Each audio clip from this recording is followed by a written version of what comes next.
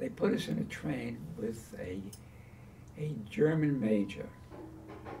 He had the monocle, he had the scar, he was spit and polish, unbelievable stuff. And he knows we're Americans, and the guard's right next to us. And he starts telling us, he can speak English, you must join with the Germans and fight the Russians. And he was in tears. So we looked at our guards and they kind of said, okay. But we heard that story many times. See, the Germans butchered.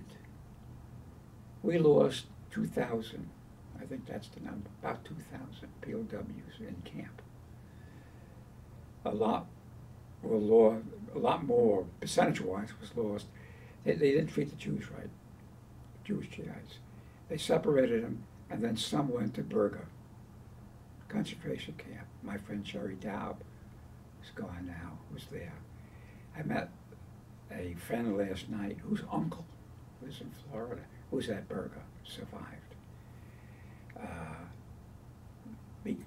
Particularly in the beginning of the war, the Germans were a lot more ruthless with prisoners towards the end of the war.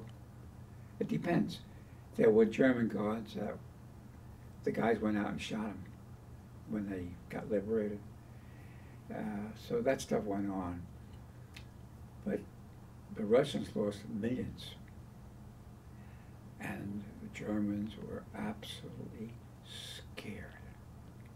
Like little kids, the Russians are coming.